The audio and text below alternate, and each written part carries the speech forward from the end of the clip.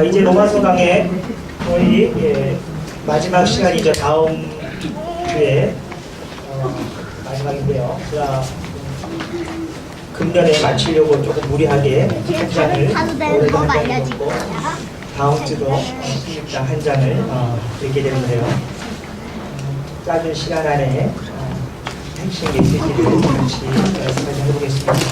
오늘 로마서 15장에는 굉장히 중요한 메시지가 있습니다. 요절이 되는 말씀도 있고요. 특히 15장 7절 말씀. 그러므로 그리스도께서 우리를 받아 하나님께 영광을 돌리신 것 같이 너희도 서로 받으라. 로마서에서 굉장히 중요한 메시지 중에 하나고요. 또 15장 10절 말씀. 열방들아 주의 백성과 함께 즐거워하라. 제가 아는 한 교수님은 독일에서 하빌리타치온이라는 논문이 있습니다. 그러니까 박사학위 논문을 쓴 다음에 교수가 되기 위해서는 교수 자격 취득 논문이라고 하는 이 하빌리타치온 그 이상의 수준의 논문을 거의 배 이상으로 쓰는데요. 그 하빌리타치온을 이 로마서 15장 10절 가지고 로마서를 연구했습니다. 15장 10절이 사실은 굉장히 중요한 의미가 있습니다. 왜냐하면 열방들아 주의 백성과 함께 즐거워할지라. 이방인과 유대인을 향한 하나님의 권의 경륜과 섭리를 매우 명확하게 설명을 하고 있기 때문에 여러분과 제가 이방인이었죠. 이방인이 이 말씀처럼 이방인이 예수 그리스도께서 우리를 받아주심으로 인해서 우리 모두가 한 마음으로 하나님을 영화롭게 하고 하나님을 찬양하는 거룩한 예배 공동체가 되었다는 것입니다. 그런 의미에서 이 15장 10절의 메시지가 말씀이 얼마나 중요한지 모릅니다. 오늘 하나님 앞에서 우리가 나와서 예배하는데 오늘 15장 특별히 13절까지에 주어진 귀한 메시지를 우리 함께 깊이 좀 생각을 좀 해보면 좋겠습니다. 지난주에 말씀을 드렸지만 사도 바울은 지금 믿음이 강한 자와 믿음이 연약한 자가 로마 교회 공동체 안에 함께 한 공동체를 이루며 살아가고 있다는 것을 말씀하고 있습니다. 바울은 믿음이 강한 자의 입장에서 말씀을 하고 있습니다. 우리 믿음이 강한 사람은 믿음이 연약한 자를 업신여기지 말고 무시하지 말라. 그리고 믿음이 연약한 자는 믿음이 강한 자를 비판하지 말라라고 우리가 지난주에 생각을 해보았습니다. 교회 공동체 안에 이렇게 다양한 사람들이 있습니다. 세상에 많은 공동체가 있습니다. 많은 단체가 있죠. 대부분 자기의 어떤 분명한 목적을 위해서 모이죠. 그래서 그렇게 다양하지는 않죠. 그러나 교회 공동체를 이렇게 생각해 보면 굉장히 다양합니다. 무슨 이익을 위해서 모인 사람 아무도 없죠. 여러분 무슨 교회 이익을 얻기 위해서 오신 분 계세요? 이익을 취하기 위해서 오신 분들 사실은 아무도 없습니다. 정말 다양합니다. 대학도 다양하고 고향도 출신도 다양하고 직업도 다양하고 배경도 다양하고 온 목적도 좀 다양하죠. 물론 예수 그리스도 안에서 구원을 받은 하나님의 백성이지만 사실은 그것도 굉장히 다양하죠. 여러분의 믿음이 너무 다양합니다. 그래서 예배를 통해서 기대하는 바도 좀 다를 거예요. 설교를 듣는 것도 너무 다르고 이렇게 정말 다양한 사람들이 교회 안에 교회를 이루고 모여 있습니다. 그래서 어떻게 보면 쉽게 나갈 수도 있습니다. 이 다양한 이질적인 교회 공동체 안에서 어떻게 우리가 교회의 본질을 붙잡고 함께 더불어 믿음의 생활을 할 수 있겠는가? 바울이 그것을 말씀하고 있습니다. 로마 교회가 좀 분열되고 좀 시끄럽고 좀 어려움이 있었습니다. 그 어려운 것을 알면서 이 말씀을 지금 하고 있는 것입니다. 그래서 1절 말씀 우리가 먼저 한번 귀담아 들었으면 좋겠습니다. 정말 들을 귀가 있었으면 좋겠습니다. 들을 귀가. 그죠? 또 이런 말씀이 아니라 사실 이 메시지는 다른 성경 부분에는 그렇게 많이 나와 있지 않습니다. 로마서에 나온 말씀입니다. 유사한 말씀이 물론 없는 건 아니지만 로마서 15장 1절 말씀 믿음이 강한 우리는 마땅히 믿음이 약한 자의 약점을 담당하고 자기를 기쁘게 하지 아니할 것이라. 저는 여기서 교회의 본질을 읽습니다. 교회가 무엇인가? 여러분과 제가 교회입니다. 교회는 15장 1절 말씀과 같은 일을 반드시 해야 됩니다. 여기 보면은 마땅히라고 얘기했죠. 마땅히. 원문도 마찬가지입니다. 원문도 should, 영어로 얘기하면 should, must. 마땅히 반드시 해야 된다는 것입니다. 해도 되고 하지 않아도 되는 선택의 문제가 아니라 교회의 분명한 본질과 관련된 내용이라는 것입니다. 이 내용이 여러분이 그냥 싫으면 하지 말고 좋으면 하고 이런 선택하는 그런 문제가 아니라 마땅히 must, should. 여러분이 교회라면, 우리가 하나님의 거룩한 백성이라면 반드시 이 일을 해야 된다는 것입니다. 교회의 본질입니다. 무엇입니까? 믿음이 약한 자의 약점을 담당하라는 것입니다. 담당한다는 것은 지라는 것이 헬라어문을 직역하면 짐을 지라는 것입니다. 이 같은 단어가 갈라디아서 6장 2절에 나옵니다. 너희들은 형제의 지체의 짐을 서로 지라. 6장 2절입니다. 갈라디아서 6장 2절. 이를 통해서 그리스도의 법을 성취하라라고 말하고 있습니다. 짐이 있습니다. 서로의 짐이 있습니다. 특별히 나는 믿음이 강한 자는 괜찮아요. 나는 아무렇지도 않아요. 나에게 별 문제가 안 돼요. 하지만 지난주 말씀드린 것처럼 문제가 되는 지체가 있죠. 문제가 되는 지체가 있습니다. 연약한 지체가 있습니다. 마음이 약한 자가 있습니다. 믿음이 약한 자가 있습니다. 태생적으로 몸이 약한 사람이 있습니다. 아니 왜 그것도 못해? 특히 등산 갈 때 뭐 건강한 사람은 막 그야말로 사슴처럼 막 등산 잘로 산 올라가지만 몸이 약한 사람은 어떻습니까? 뒤에 처지죠. 근데 먼저 앞서간 사람이 처진 사람은 왜 이렇게 못하느냐, 평소에 운동이 부족하다, 뭐 이런 얘기 많이 할 수 있어요. 그런데 가장 좋은 방법은 무엇입니까? 그 사람의 배낭을 함께 지고 자기가 지어주고 함께 보조를 맞추면서 같이 천천히 걸어가면 제일 좋죠. 뭐라고 얘기하는 것이 아니라 좀 요즘 뭘 먹느냐, 아 이게 먹다, 그럼 그런 걸 먹으니까 그렇지, 그거 먹으면 안 돼, 좀 규칙적으로 생활하고 운동 좀 하고 뭐 이런 식으로 자꾸 잔소리 비슷한 것을 하게 되면 피곤한 거죠. 함께 그 무거운 짐을 배낭을 같이 지고 보조를 맞춰서 함께 걸어가는 것입니다. 태생적으로 연약한 사람이 있습니다. 태생적으로 이해가 좀 느린 사람이 있고 행동이 좀 느린 사람이 있고 어떤 사람은 좀 빠르지만 그렇죠? 이렇게 다양한 사람들이 한 공동체를 이루는 것입니다. 믿음이 약한 자의 약점을 담당합니다. 여러분 스스로가 조금 다른 사람들보다 신장도 좀 강하고 성격도 강하고 믿음도 좀 강하고 육체도 강하고 건강하다고 생각되시는 사람이 있으면 공동체 안에서 연약한 사람들의 약점을 대신 저어주시면 좋을 것 같습니다. 물질로 지을 수도 있고 재능으로 지을 수도 있고 봉사로 지을 수도 있고 여러 가지 배려로 우리가 무거운 짐을 지을 수가 있습니다. 이거 교회입니다. 우리 주위에 사회도 약자가 많이 있죠. 경제적으로 어려운 사람들 많이 있습니다. 육체적으로 어려운 사람들 많이 있습니다. 장애인도 있습니다. 어르신 노인들도 있습니다. 청소년도 있습니다. 고아들도 있습니다. 노숙자도 있습니다. 탈북인도 있습니다. 세상에 강한 자만 있는 것이 결코 아니죠. 연약한 사람들이 너무 많이 있다는 사실을 여러분께서 꼭 기억하십시오. 교회입니다. 교회의 본질. 두 번째로 교회는 자기를 기쁘게 해서는 안 됩니다. 우리가 봉사를 할 때도 자기 만족에서 봉사를 할 수가 있습니다. 처음 시작은 그럴 수 있습니다.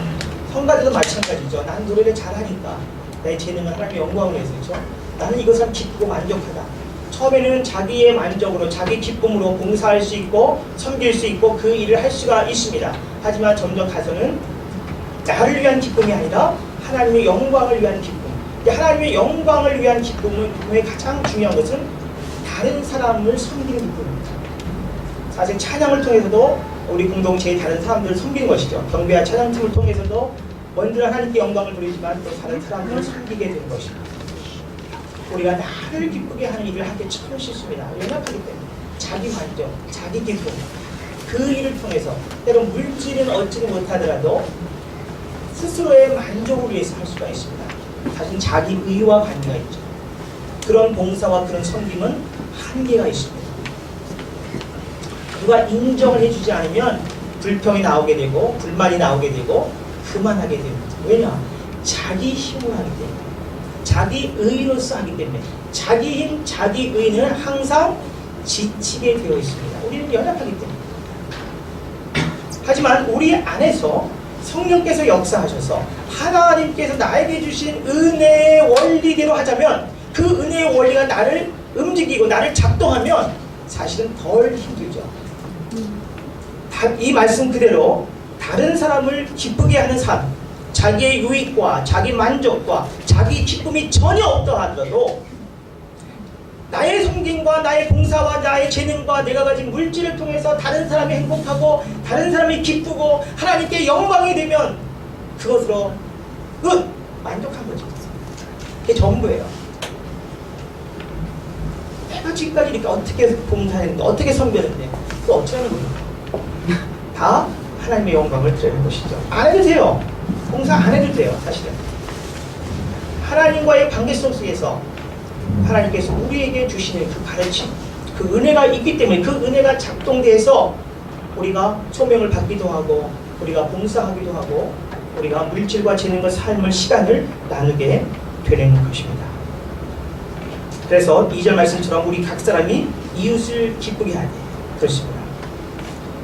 서로 짐을 지고 이웃을 기쁘게 해야 되는 것입니다. 서로의 지체를 기쁘게 해야 되는 것입니다. 교회 안에서 연약한 사람을 기쁘게 해야 되는 것입니다. 우리 교회는 현재 나오는 장애인은 한 분밖에 아끼시지 않지만 그 한 분 오시는 그 장애인을 우리 형제를 우리가 사실 기쁘게 하면 참 좋을 것 같아요. 어떤 형태든지 간에 여러분이 한번 머리를 써보세요. 어떻게 하면 그 형제를 우리 공동체가 더 섬기고 더 기쁘게 할 수 있고 더 기쁨과 감사함으로 우리 공동체를 나올 수 있도록 할 수 있을 것인가. 불편함이 없이 언제라도 공동체를 찾을 수 있습니다. 우리 옆에 서로의 옆에 계신 분들의 약점과 연약함이 있습니다. 여러분 한번 지금 잠깐 한번 보실래요? 옆 사람의 약점. 그래서 그 약점이 뭔가 자꾸 너무 찌러지 쳐다보지 마시고 잠깐만 한번 보세요. 아, 이 형제, 이분의 약점이 무엇인가? 이분의 연약함이 무엇인가? 여기 계신 분들이 대부분 다 결혼했습니다. 결혼했는데 남편의 약점이 있죠. 다 아시죠? 아내가 약점이 없냐면 아내도 약점이 있죠. 당연하죠.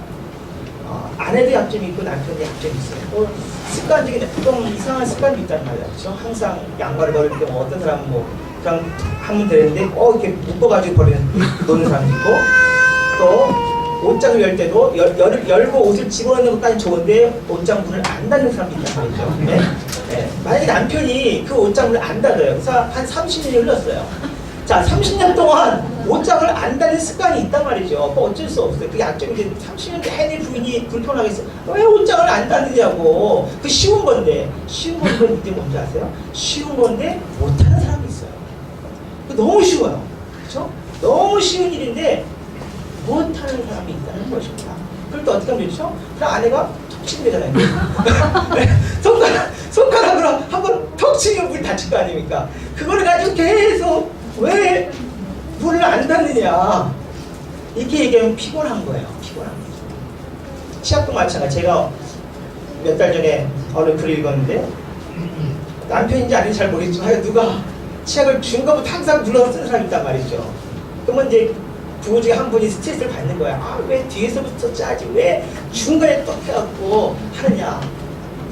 그건 마찬가지죠. 그냥 뒤에서 본인이 아는 사람이 그냥 넣으면 되죠. 사실 그때 간단한 거거든요. 근데 간단한 건데 우리가 잘 못할 수가 있어요. 근데 내가 생각할 때는 이해할 수 없는 거지만 상대방은 그럴 수 있다는 것을 항상 생각하셔야 돼요. 우리 다 똑같지 않습니다. 생각이 다 같지 않아요. 절대 같지 않습니다. 배경과 성장, 살아온 배경, 생각, 믿음까지 너무 달라요. 이렇게 다양한 사람들이 모여있고, 여러분 생각해보세요. 부부도 몇십 년을 살아도 싸우는데 다양한 부부들이 여기 앉아있잖아요. 여기 조금만 생각하면 싸움이 나죠. 분쟁이 날 수밖에 없는 것이 다양한 사람들이 모여있는 공동체예요. 하지만 우리가 나를 생각하지 않고 나를 기쁘게 하지 않고 옆에 있는 사람의 입장에서 생각하면 아무렇지도 않아요. 남편의 입장에서 생각하고 아내의 입장에서 생각하고 자녀의 입장에서 생각하고 저도 또 마찬가지죠. 목회자로서 그러니까 성도의 입장에서 생각하는 거예요. 제가 이제 5년 되는데 아마 여러분 가운데 제 입에서 저한테 잔소리 들으신 분 아무도 없을걸요. 아, 장로님 왜 이렇게 하세요? 권사님 왜 이렇게 하세요? 안수집사님 왜 이렇게 하세요? 성도님 왜 이렇게 하세요? 이걸 왜 못해요? 왜 기도에 못 나와요? 왜 금요 기도에 안 나와요? 왜 새벽 기도에 안 나와요? 이런 말 혹시 들으신 분 계세요, 저한테? 물론 어떤 분은 그러겠죠. 아, 목사님 너무 얘기 안 하시니까 나 안 나오죠. 그런 분도 있지만 이해하고 자발적으로 그게 능사가 아니니까. 물론 예배, 주일 출석, 주일 성수도 잘하고 새벽 기도도 열심히 나오고 금요 기도도 열심히 나오고 성경 공부 나오면 참 좋죠. 그게 기본인 것 같죠. 하지만 그건 우리 생각이에요. 하나님의 생각은 좀 다르죠. 못 나오는 사람이 있죠. 뭐 그치 거리가 있어서 그렇지만 또 사실 알고 보면 그 시간에 뭐 그런 사람이 있는지 모르겠지만 교인들 가운데 금요일날 만약에 어떤 사람이 우리 교인들 가운데 어느 장애인 모임에 노숙자 모임에 가서 그 시간에 늘 가서 봉사하는 성도가 있다고 칩시다. 한번 가정이에요. 그분 보고 목회자가 아니 왜 당신 교회 중직자인데 금요 기도에 안 나오냐고 자꾸만 얘기하면 그분의 마음이 어떻게 되겠어요? 그분은 그 시간밖에 안 되기 때문에 매주 금요일 저녁에 노숙자나 장애인 단체에 가서 밥도 해드리고 설거지도 해드리고 그런 어려운 일들을 섬기는 일들을 매주 금요일 불가피하게 가서 해야 된단 말이죠. 근데 그것도 목회자는 모르고 마냥 뭐라고만 핀자만 준다면 그것은 건강한 공동체나 신앙생활을 할 수가 없게 되는 거죠. 이렇게 우리 각자는 그것을 못할 만한 사정이 있어요. 물론 너무 사정을 봐주면 힘들지만 어쨌든 여러분 메시지가 이해하시겠죠? 무슨 메시지인지. 우리 각자는 연약함의 문제가 있다는 거죠. 근데 오늘 보면 그 연약함의 문제를 담당하라는 것입니다. 강한 자가 대신 지라는 것입니다. 그리고 자기를 기쁘게 하지 말고 다른 사람을 기쁘게 하라는 것입니다. 그러면서 선을 이루고 덕을 세워라 라고 말하고 있습니다. 우리의 목적이 선을 이루고 덕을 세우는 것입니다. 에베소서 2장 10절 말씀 보면 하나님께서 우리를 왜 지으셨는가? 하나님께서 이 땅에 거룩한 교회를 왜 세우셨는가? 여러분 한번 가만히 한번 생각해 보세요. 이 땅에 교회가 왜 존재하죠? 왜 이렇게 많은 교회가 존재하죠? 왜 이렇게 많은 교회가 존재해서 믿지 않는 세상 사람도 욕을 먹죠? 하나님의 영광을 받으셔야 되는데 하나님의 영광이 땅에 떨어지고, 네? 어떤 우리가 흔히 하는 얘기로 누가 그런 얘기 하지 않습니까? 지하철 안에서 아이들이 싸우니까 너희가 교회인 줄 알고 싸우냐?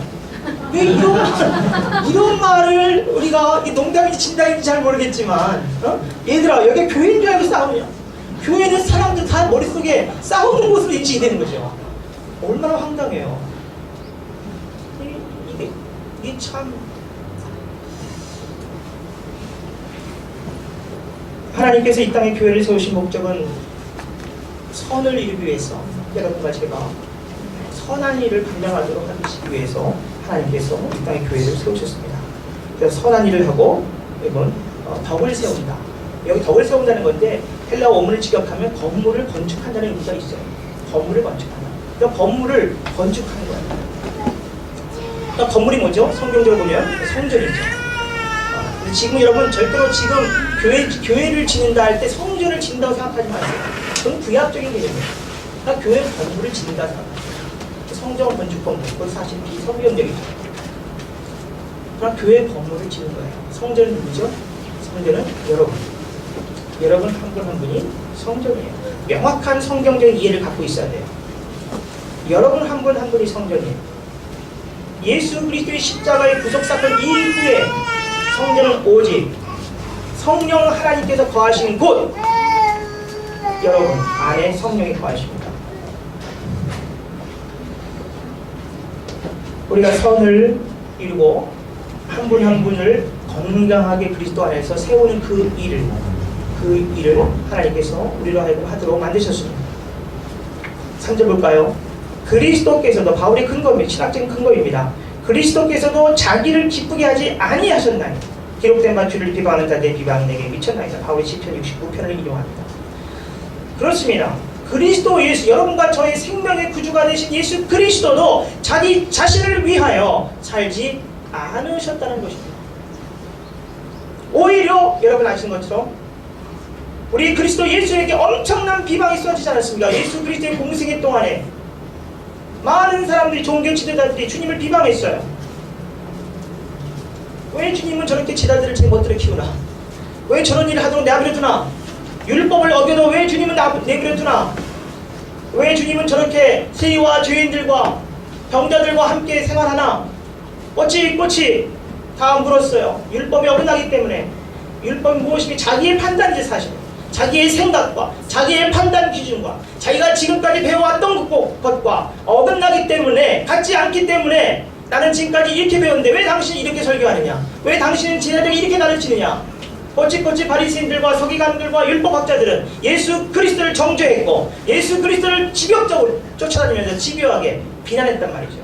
예수 그리스도는 오직 순수하게 하나님의 진리의 생명의 말씀을 분명하게 전하셨지만, 율법학자들과 서기관들과 바리새인들은 자기가 지금까지 배워왔고 공부했고 연구했던 것과 다른 말씀을 설교하고 가르치는 예수가 싫은 거죠.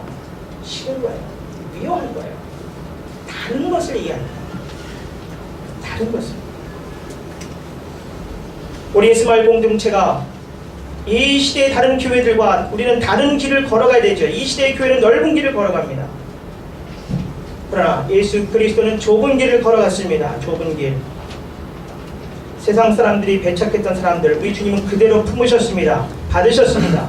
그리스도 예수께서 그들을 다 받으셨습니다. 누구를 받으셨어요?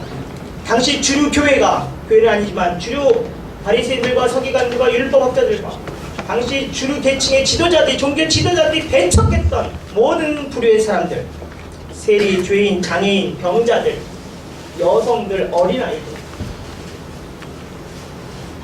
우리 주님은 그대로 다 품으셨습니다. 품으셨습니다. 저는 오늘 우리 시대에 예수 그리스도의 관점으로 우리가 엮이는 지체를 바라보고 이 시대를 바라본다는 것은 가장 연약한 자의 눈으로 시대와 사람을 바라보는 것과 연결된다고 생각합니다. 그렇다면 가장 연약한 사람들의 눈이 뭘까요? 여성이 연약하다는 것은, 여성이 가장 연약하다는 여성 차별적인 발언은 아닙니다. 오늘 여성의 입장에서 저는 생각하는 것입니다. 우리가 여성의 입장에서 시대를 바라볼 필요가 있습니다. 여성의 입장에서 사물을 바라보고, 여성의 입장에서 사람도 바라보고, 여성의 입장에서 사건을 바라보고, 그리고 약한 자의 입장에서, 어린아이의 입장에서, 장애인의 입장에서, 사회적 약자의 입장에서 우리가 사물을 바라보는 훈련을 할 필요가 있습니다. 왜냐하면 우리는 지금까지 강자의 입장에서 모든 것을 판단하고 생각했어요. 남자의 입장에서, 남성의 입장에서, 권력을 가진 자의 입장에서, 건강한 사람의 입장에서, 힘을 가진 사람의 입장에서, 많은 것을 배운 사람의 입장에서, 항상 우리의 입장은 이러한 강한 자의 입장에서 판단하고 생각하고 건물을 지을 때도 마찬가지입니다. 하지만 예수 그리스도의 판단은 우리랑 다릅니다. 자기를 기쁘게 하지 않았어요. 연약한들을 어떻게 하면 잘 섬길 수 있을 것인가? 가난한 사회적 약자와 병든자와 차별받고 있는 약자들 어떻게 잘 섬길 수 있을까? 그런 관점에서 우리 주님은 살았기 때문에 세상의 비방을 한 몸에 받았습니다.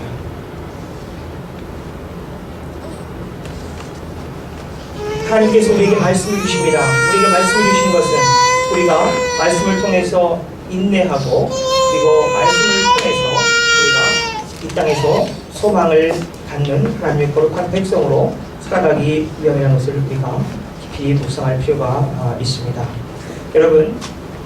여러분과 제가 5절 말씀처럼 서로 예수를 본받아서 서로 뜻이 같은 삶을 살았으면 참 좋겠습니다. 이게 교회의 본질입니다. 6절처럼 한 마음과 한 입으로 우리 주 예수 그리스도 아버지께 영광을 돌렸으면 참 좋겠습니다. 같은 마음, 같은 입, 하나가 되는 것입니다. 같은 마음을 품는 것이 쉽지 않습니다. 같은 마음, 그렇죠? 생각이 같은 것이 참 중요한데, 여기 보시면 한 마음과 한 입으로, 그 진정한 교회 공동체이죠. 우리 모두가 예수 그리스도의 마음을 품고 예수 그리스도의 생각을 가지고 주의 일을 하는 거예요.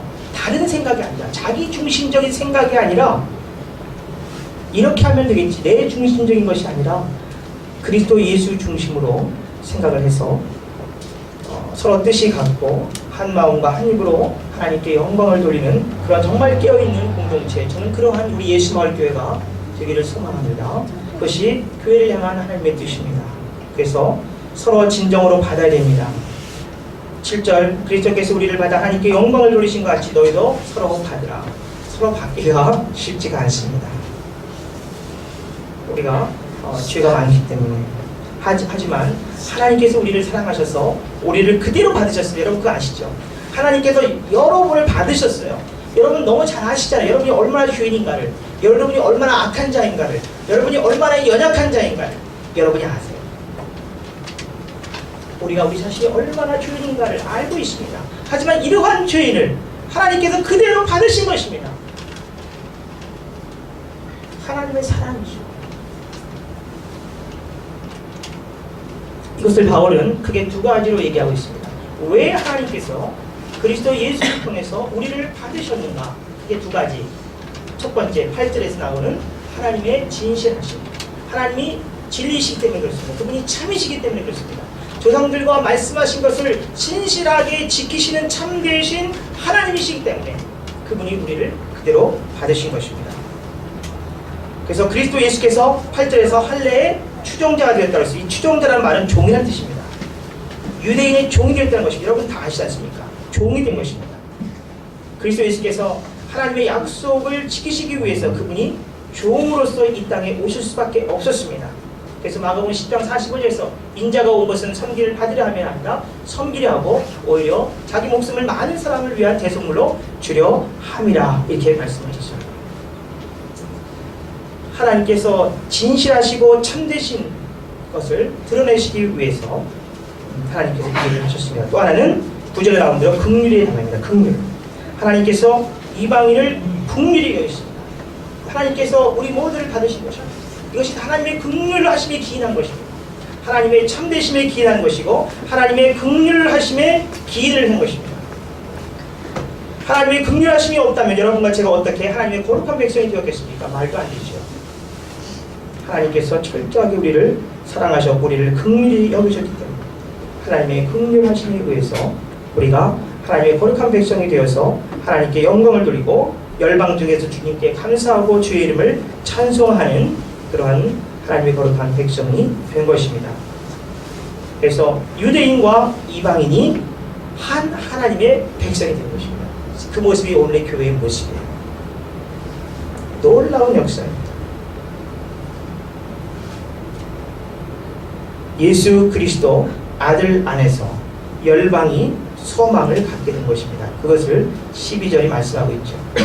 이사야가 이르되 이새의 뿌리 곧 열방을 다스리기 위하여 일어나신 이가 있으니 열방이 그에게 소망을 주리라 하였느니라. 그렇습니다. 이 2000년 전에 쓰여진 이 말씀 그대로 열방이 그에게 소망을 두고 있죠. 그렇죠? 전 세계가 지금 예수 그리스도에게 소망을 두고 있지 않습니까? 참 신기한 일입니다. 하나님의 약속이 분명하게 이루어지고 있습니다. 회교권에서도 공산권에서도 어쨌든 전 세계 원시 부족 안에서도 지금 다른 아니지만 다 들어가서 열방이 예수 그리스도 메시아 그분에게 소망을 두는 놀라운 일이 지금까지 일어났고 지금도 일어나고 있고 앞으로도 주님 오실 그날까지 일어날 줄 믿습니다. 그래서 놀라운 축복을 바울이 13절에서 이야기하고 있습니다. 소망의 하나님이 모든 기쁨과 평강을 믿음 안에서 너에게 충만하게 하사 성령의 능력으로 소망이 넘치게 하시기를 원하노라. 저는 이 축복의 메시지를 온 교회가 서로서로 좀 했으면 좋겠습니다. 여러분 말씀을 보면서 옆에 계신 분들께 손을 대시고 같이 한 목소리로 13절을 읽으시면 되겠습니다. 손을 옆에 계신 분들 또 옆에 뒤에 계시면서 13절 말씀을 우리 함께 한번 읽겠습니다. 시작! 소망의 하나님이 모든 기쁨과 평강을 믿음 안에서 너희에게 충만하게 하사 성령의 능력으로 소망이 넘치게 하시기를 원하노라. 아멘. 네, 그렇습니다. 우리가 한 공동체입니다. 우리가 서로를 비난할 필요도 없고 서로의 약점을 비난할 필요도 없고 불평불만할 필요도 없습니다.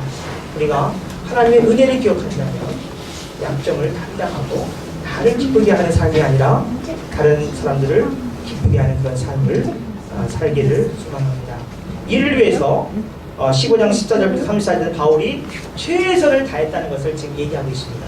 14절 이하 33절까지 바울이 어떻게 이 선교의 사를 감당했는가. 16절 보면 복음의 제사장 역할을 감당했고, 또 18절 이하에서 자기는 능력 있는 사역을 감당했고, 19절 이하에서 자기는 교회가 세워지지 않은 데서 사역을 하는 개척자적인 사역을 감당했다는 것입니다.